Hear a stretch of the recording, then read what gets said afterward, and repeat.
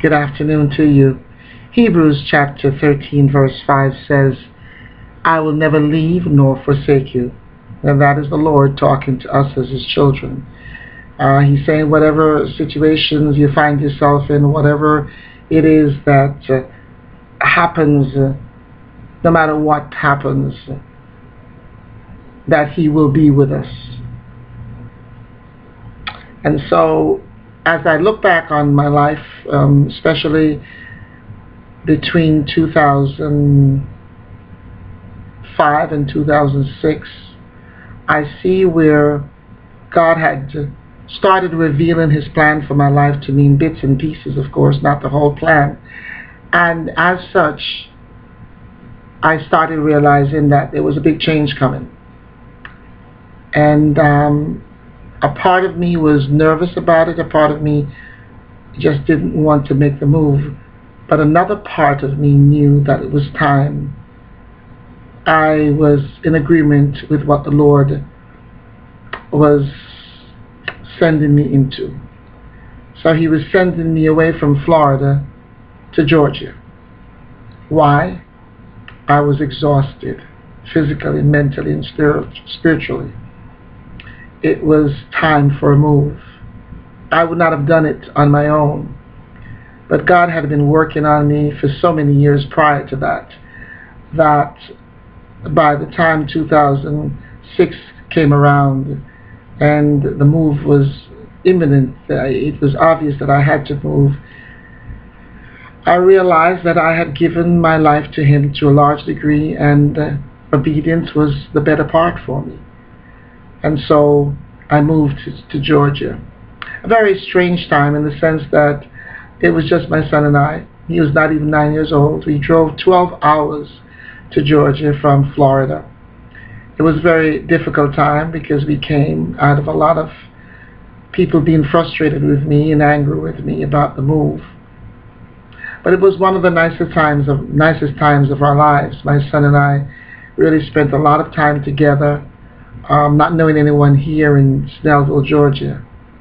And the 12-hour drive here was really, really awesome.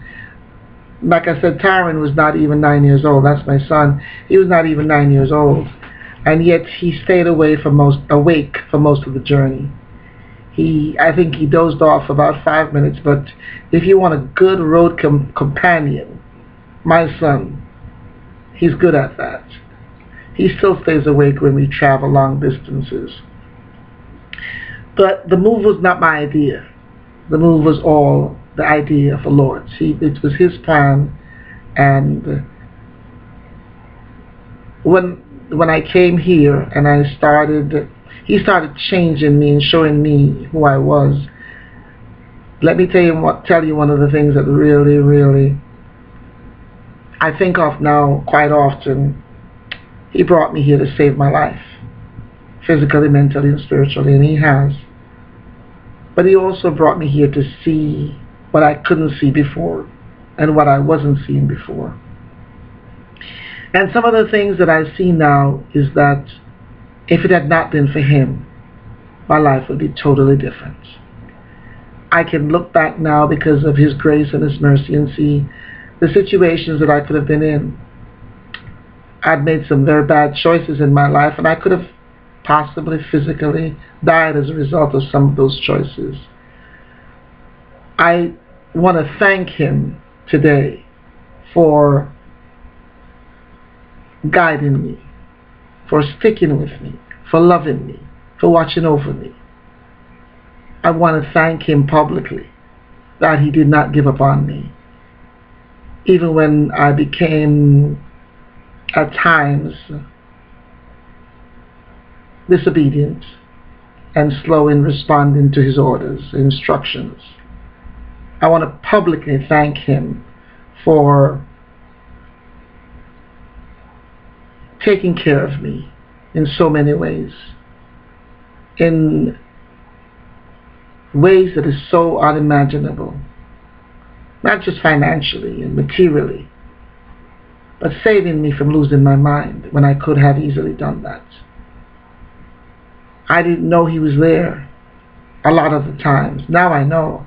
I look back and I see the difficulties that I got out of, the dangerous situations that I placed myself in, that I walked away from with my mind intact, with my soul not destroyed. I want to publicly thank him, because things could have turned out far different than they have. So this video today is just to remind others that when you are his, he promises, as Hebrews 13 verse 5 says, I will never leave you nor forsake you. I can publicly say it is true. He has never left me. He has never forsaken me. He has taken me some places that I would rather not have gone, but all the lessons that I've learned, all the gift that it is. So I pray that you too have heard this and seen this, will come to the realization and the acceptance that God is indeed awesomely good to those that love him. Until next time, this has been Dr. Judith. Take care, and God bless you all.